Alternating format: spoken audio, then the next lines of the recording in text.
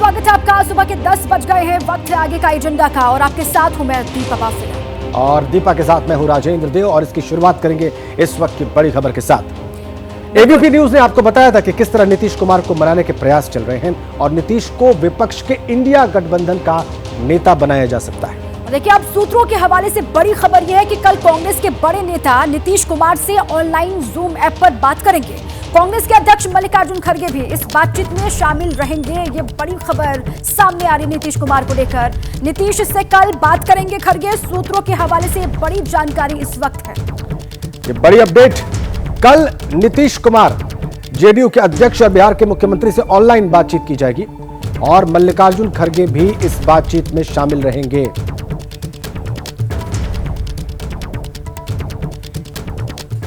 और हमारे सहयोगी प्रकाश कुमार पटना से हमारे साथ जुड़ चुके हैं। अब उनके पास चलने का वक्त है। प्रकाश, आपने ही सबसे पहले हमारे दर्शकों को बताया था कि नीतीश इंडिया ब्लॉक के संयोजक बन सकते हैं। कल हमारी बातचीत हो रही थी इस विषय पर। अब कांग्रेस के अध्यक्ष नीतीश से बात करने वाले हैं और प्रश्न स्वाभाविक यह है कि क्या नीतीश इस भूमिका के लिए तैयार हैं, और अगर हैं तो इसका ऐलान कब तक हो सकता है? बिल्कुल, ये बातें लगातार चली आ रही हैं और इसमें रोज़ हर घंटे कोई ना कोई अपडेट आ रहा है। कल तक जो सूचना मिली है उसके मुताबिक 3 तारीख को जूम ऑनलाइन बैठक होगी जिसमें कि मल्लिकार्जुन खड़गे रहेंगे, क्योंकि अभी वो दिल्ली से बाहर हैं, बेंगलोर में हैं। जब वह वापस पहुंचेंगे दिल्ली तो फिर जो 5 जो नेता हैं उस पार्टी के, जिन्हें कहा गया है कोऑर्डिनेट करने के लिए, वो 5 नेता अपनी रिपोर्ट भी देंगे और उसी के मुताबिक फिर आगे की दिशा तय कर दी जाएगी। एक मोटा मोटी ये बात हो गई है कि कांग्रेस पार्टी को कोई गुरेज नहीं है, कोई एतराज़ नहीं है नीतीश कुमार को अगर संयोजक बनाया जाता है तो इसलिए इस पूरे मामले में कल जो है वो 3 तारीख को कभी भी बैठक हो सकती है। अभी वक्त नहीं आया है, लेकिन जो हमारे सूत्र बता रहे हैं कि इस बैठक में इंडिया गठबंधन के प्रमुख दलों के राष्ट्रीय अध्यक्ष भी शामिल हो सकते हैं। ऐसी जानकारी अभी तक आ रही है। अब देखना होगा कि कल कितने लोग जुड़ते हैं और क्या उसमें बात होती है, ये अहम रहेगा। राजेंद्र, बिल्कुल ठीक है प्रकाश। देखिए, अब कल जो बैठक होगी उससे क्या निकल करके बाहर आता है, क्या कुछ इसमें बातचीत होती है, इस पर लगातार हमारी नजर। और सूत्रों के हवाले से बड़ी खबर एक और आपको बता दें। खबर यह कि नीतीश को संयोजक बनाए जाने के प्रस्ताव पर इंडिया गठबंधन के कई बड़े नेताओं ने सहमति दे दी है। अखिलेश यादव, तेजस्वी यादव, शरद पवार, उद्धव ठाकरे नीतीश को संयोजक बनाए जाने के पक्ष में हैं। सूत्रों के मुताबिक लेफ्ट और दक्षिण के नेताओं को भी नीतीश के संयोजक बनाए जाने पर कोई आपत्ति नहीं है। इस तरह की खबरें थी कि कुछ लोगों को आपत्ति हो सकती है, लेकिन अब यह खबर आ रही है कि लेफ्ट और दक्षिण भारत के नेताओं को भी इस पर अब कोई आपत्ति नहीं है। अब देखिए, नीतीश के समर्थन में कौन कौन से चेहरे हैं उसकी जो डिटेल्स हैं वो आपको हम बताते हैं। संयोजक नीतीश, और देखिए अब किसका समर्थन, सूत्रों के हवाले से जो खबर सामने आई उसमें मल्लिकार्जुन खड़गे कांग्रेस के अध्यक्ष हैं, वो समर्थन में बताए जा रहे हैं। शरद पवार है अध्यक्ष एनसीपी, शरद गुट वो भी चूंकि चीफ है, वो खुद समर्थन में बताए जा रहे हैं। जी बिल्कुल, और इसके अलावा समाजवादी पार्टी के अध्यक्ष और यूपी के पूर्व सीएम अखिलेश यादव भी समर्थन में हैं और शिवसेना उद्धव गुट के अध्यक्ष उद्धव ठाकरे भी उनके समर्थन में बताए जाते हैं। और इसके अलावा राजेंद्र, तेजस्वी यादव आरजेडी नेता हैं और वो भी समर्थन में बताए जा रहे हैं। तो ये 5 चेहरों को आप देख रहे हैं, मल्लिकार्जुन खड़गे, शरद पवार, अखिलेश यादव, उद्धव ठाकरे और तेजस्वी यादव जो है वो संयोजक नीतीश कुमार को बनाए जाने के पक्ष में दिखाई दे रहे हैं। एक बार फिर से हमारे सहयोगी प्रकाश कुमार का रुख कर लेते हैं। प्रकाश, आपने ही बताया था कि नीतीश को संयोजक बनाने के लिए इंडिया के कई दल, इंडिया अलायंस के कई दल तैयार हैं। अभी तक सूत्रों के हवाले से ममता और केजरीवाल का रुख सामने नहीं आया है। क्या नीतीश के संयोजक बनाए जाने का ऐलान नहीं होने की बड़ी वजह यही है प्रकाश? देखिए, एक बात तो तय है कि जो जितने बड़े प्रमुख दल थे जो नीतीश कुमार से अच्छे संबंध थे, वो लोग भी चाह रहे थे कि नीतीश कुमार को संयोजक का पद दे दिया जाए, लेकिन इसमें आम सहमति नहीं बन रही थी और कांग्रेस पार्टी चाहती थी बड़े दल होने के नाते आम सहमति के आधार पर इन्हें संयोजक बनाया जाए। लेकिन 2 पार्टियों का रुख देखते हुए अब इसे देर करना उचित कांग्रेस के नेता नहीं समझ रहे हैं और लगातार संपर्क में है।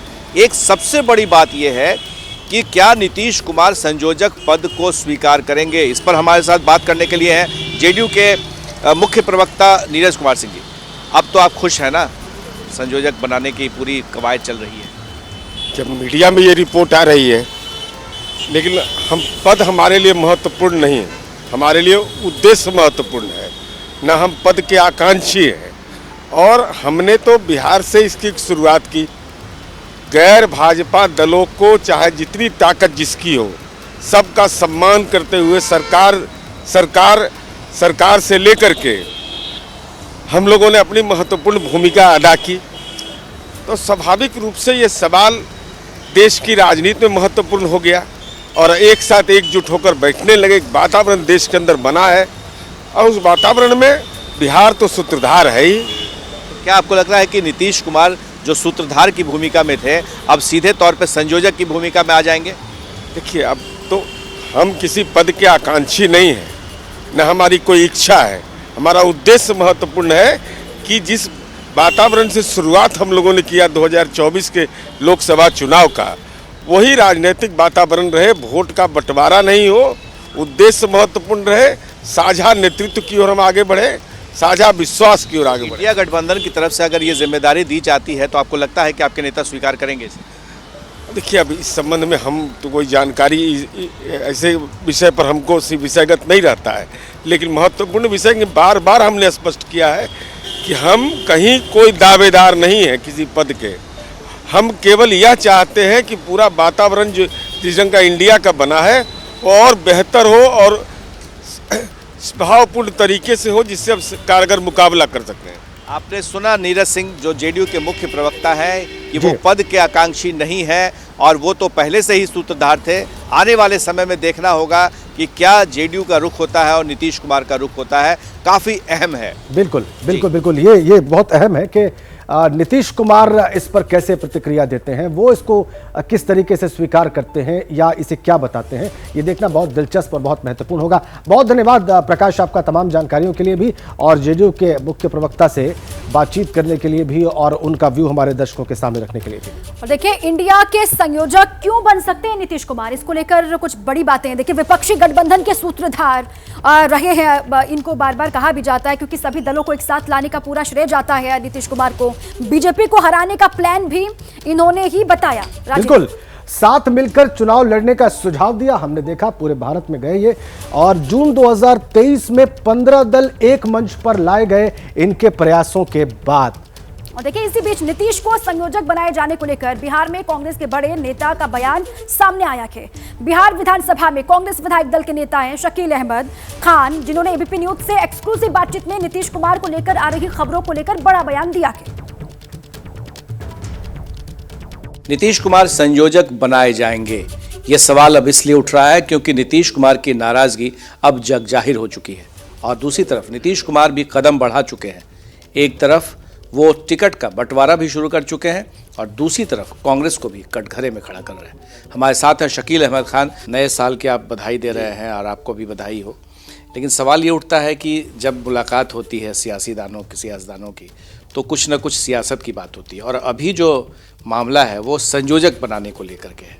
तो क्या इस मुद्दे पर कांग्रेस पार्टी गंभीर है और नीतीश कुमार भी इस मामले में गंभीर है? ये बात सही कहा, किसी टेक्स्ट का एक कॉन्टेक्स्ट होता है। तो आज का कॉन्टेक्स्ट तो 1 जनवरी है। आज बधाइयाँ सब एक दूसरे को दे रहे हो, देना भी चाहिए। और जो बात मैं मेंटेन करता हूँ कि नीतीश कुमार जी का जो ऑरा है, जो शख्सियत है, जो उनका काम है और जिस तरह के लोग मैंने देखा हज़ारों की तादाद में मुबारकबाद दे रहे हैं, वो कोई हवा में तो नहीं दे रहे हैं। उनकी पहचान है, उन्होंने बिहार को एक नया रास्ता दिया, अच्छा रास्ता दिया, गुड गवर्नेंस किया है। तो यह तो उनका एक पक्ष है। दूसरा पक्ष यह है कि एनडीए गवर्नमेंट को इंडिया अलायंस को बनाने में और भारतीय जनता पार्टी को एक सॉलिड धक्का देने में बिहार में जो रोल प्ले किया, उसके बाद पूरे देश में जिस तरह से उन्होंने भेंट मुलाकात करके तमाम समान विचारधारा के लोगों के साथ को इकट्ठा करके पट्टा बुलाया, तो इस काम से, इस मेहनत से, इस लीडरशिप के इस रवैये से कोई इनकार नहीं कर सकता है। न कांग्रेस पार्टी इनकार कर सकती है, न जो इंडिया गठबंधन के दूसरे अलायंसेस है वो इनकार कर सकते हैं। तो पहले भी अहमियत थी, आज भी है और कल भी रहेगी। उसमें कहीं संयोजक का काम तो पहले से कर रहे हैं, पहले दिन से कर रहे हैं, लेकिन उनको ये जगह देने में देरी क्यों हो रही है?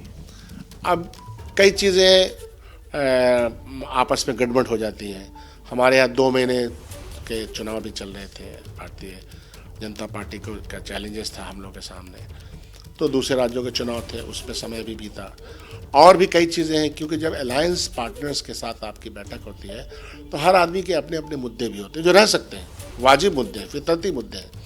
तो चीज़ें उस तरह से आगे जैसा हम चाहते हैं या आप चाहते हैं या कोई चाहता है इमीडिएटली हो जाए, फास्ट हो जाए, ऐसा होता नहीं है। क्रिकेट खेलने जब जाते हैं तो जो बॉलिंग करता है या बैटिंग करता है, देखने वाला दर्शक चाहता है कि ऐसे हो जाता है तो ऐसा हो जाता है, ऐसा है नहीं राजनीति में। हम सही दिशा में बढ़ रहे हैं और नीतीश जी का रोल पहले भी डिफाइंड था, आज भी डिफाइंड है, और हम लोग सब मिलजुल करके चुनाव लड़ेंगे। और उसकी प्रक्रिया, चुनाव साथ लड़ने की प्रक्रिया में हर पार्टी अपने यहाँ चाहे चयन हो, कैंडिडेट्स का चयन हो, हमारे यहाँ 2-2 बार बैठक हो चुकी बिहार के नेतृत्व के साथ। सभी अलायंस पार्टनर से बात हो रही है इस मामले में। जाहिर सी बात है, होना ही चाहिए, ये तरीका होता है अलायंस पार्टनर्स के साथ किसी भी मामले में, संबंध में, सीट शेयरिंग, चेहरा, आदमी कौन कहाँ लड़ेगा, कैंपेन के डिज़ाइन क्या होंगे, जलसे का डिज़ाइन क्या होगा, क्या हमारे सामने मुद्दे हैं, सब पे बात होती है। नीतीश कुमार अब राष्ट्रीय राजनीति में आने के लिए तैयार है। पहले से है, ये हम लोगों ने खामखा उनको लिमिट कर दिया, आपने कर दिया है। भारतीय जनता पार्टी का पहले से वो राष्ट्रीय इसमें है, लीडरशिप में पहले। आपने सुना शकील साहब को, दो टूक बातें हो रही है और सब कुछ चैनलाइज हो रहा है, पटरी पर है। आने वाला 2-3 दिन काफी महत्वपूर्ण है, ये बड़ी बात है। हमारे सहयोगी शैलेश के साथ Prakash Kumar, ABP news Patna. Hit and run कानून के खिलाफ पूरे देश में बवाल दिखाई दे रहा है। देश के कई इलाकों में बस और ट्रक ड्राइवर्स ने चक्का जाम कर दिया है और हड़ताल से यूपी में रोडवेज बसों के यात्री बेहाल बताए जाते हैं। और साथ ही महाराष्ट्र में पेट्रोल पंप पर लंबी लाइन लगी हुई है। मुंबई में 50% पेट्रोल पंप पर तेल नहीं मिल पा रहा, ये जानकारी वहां से सामने आ रही है। पेट्रोल खत्म होने के बाद रिफिल नहीं किया जा सका। आमतौर पर हर दिन 1500 गाड़ियों से ईंधन की सप्लाई की जाती है, लेकिन आज एक भी ऑयल ट्रक मुंबई नहीं पहुंचा। नतीजा 50% पेट्रोल पंप खाली वहां पर हो गए हैं। नासिक में सुबह से ही कई पंपों के बाहर गाड़ियों की लंबी कतार।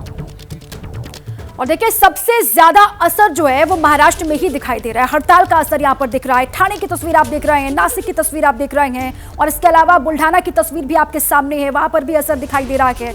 नासिक की तस्वीर भी आपके सामने, और नंदुरबार में ड्राइवर्स हड़ताल कर रहे हैं। यहां पर भी नए कानून पर विचार करने की मांग सरकार से लगातार की जा रही है। सांगली और धुले की तस्वीर भी आपके सामने है, जहां पर ट्रक ड्राइवर्स जो हैं वो हड़ताल पर गए, नाराजगी जाहिर की जा रही है। नया जो कानून है उस पर सरकार से विचार करने की मांग की जा रही है, और इसी कानून के विरोध में सड़कों पर जो ट्रक ड्राइवर्स हैं वो उतरे हुए हैं। हमारे तमाम सहयोगी इसी खबर पर रिपोर्ट करने के लिए इस वक्त हमारे साथ जुड़ चुके हैं। प्रांजल कुलकर्णी नासिक से लाइव कनेक्ट हैं, अंकित गुप्ता देश की राजधानी दिल्ली से जुड़े हुए हैं, रिया आजादपुर मंडी दिल्ली से कनेक्ट हैं, और तुषार कोहले भी नागपुर से हमारे साथ जुड़े हुए हैं। लेकिन पहले हम प्रांजल के पास चलेंगे, नासिक चलेंगे और उनसे जानेंगे कि वो वहां पर चक्का जाम की क्या तस्वीरें दिख रहे हैं। और प्रांजल, ये भी बताइए कि इस बात से आम जनजीवन कैसे प्रभावित दिखाई दे रहा है।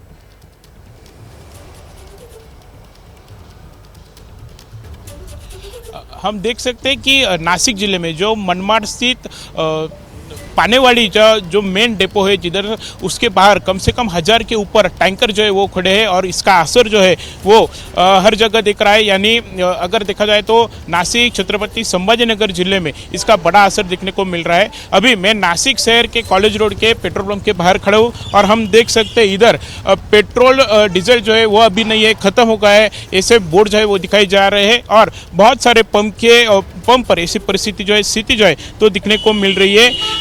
नासिक में ट्रक ड्राइवर के हड़ताल का असर जो है तो वो अभी दिखने को पड़ रहा है। कम से कम पेट्रोल पंप है 50% पेट्रोल पंप जो है वो ड्राई है। बीती रात नागरिकों द्वारा भराए गए पेट्रोल के बाद आज स्टॉक जो है तो रिफिल नहीं हुआ है। ये टैंकर जो है वो आए हैं, और इसका असर अभी ये दिखने को पड़ रहा है। पेट्रोल डीजल एसोसिएशन का कहना है कि पेट्रोल सप्लाई करने वाली कंपनियों का सहयोग है, लेकिन ऑयल ट्रक ड्राइवर हड़ताल पर है, जिसके कारण नासिक में स्थिति जो है वो बिगड़ गई है। अपन ये जो पेट्रोल पंप के ये जो कर्मचारी इनसे बात करेंगे, क्यों अभी बंद है पेट्रोल? वो टैंकर चालक का संप है ना, उसके वजह से पेट्रोल नहीं आ रहा है। हाँ, कब खुलेगा, क्या है? वो नहीं बता सकते ना, उनका सब मीटिंग है तभी। बिल्कुल ठीक है, ठीक है, ठीक है पेट्रोल प्रांजल, डीलर ठीक है। वहां पर जो ऑयल पेट्रोल पंप के मालिक हैं वो वहां पर है नहीं, जो ट्रक ड्राइवर्स हैं वो हड़ताल पर हैं, आम लोगों पर इसका असर दिखाई दे रहा है। अब ये हिट एंड रन कानून है क्या, इसके जरिए आपको समझाते हैं कि आखिर ये जो कानून है उस पर क्यों चेंजेस की मांग जो ट्रक ड्राइवर्स हैं वो कर रहे हैं। देखिए, लापरवाही से मौत, मौके से फरार। राजेंद्र, पहले बिल्कुल, पहले था 2 साल की सजा का प्रावधान हिट एंड रन मामले में, और अब 10 साल तक सजा और 7 लाख तक जुर्माने का प्रावधान हो गया है, जो नया कानून बना है। और इसीलिए प्रावधान में बदलाव की मांग की जा रही है। देखिए, 2 साल की सजा पहले थी, अब बढ़ के 10 साल की सजा हो गई है, सख्ती से बताया जा रहा है। और साथ ही वो कह रहे हैं कि 7 लाख का जो जुर्माना लगाया जा रहा है नए कानून के तहत, वो भी बहुत ज्यादा है, इसमें भी बदलाव की आवश्यकता है, ये भी ट्रक ड्राइवर्स की तरफ से कहा जा रहा है। बिल्कुल, टकराने वाले की गलती होने पर क्या स्थिति है? पहले 2 साल की सजा टकराने वाले की गलती होने पर, और अब है 5 साल तक सजा और जुर्माने का प्रावधान। ये पहले और बाद की स्थितियों में फर्क बता रहे हैं, क्या परिस्थिति होगी उस हिसाब से। और सीधे आपको आजादपुर मंडी लिए चलते हैं, वहां से रिया हमारी साथी बनी हुई है हमारे साथ। रिया, वहां पर लोग क्या कुछ बता रहे हैं, कितना असर उनके जीवन पर पड़ रहा है, या फिर कितना असर आप यहां पर देख पा रहे हैं मंडी में?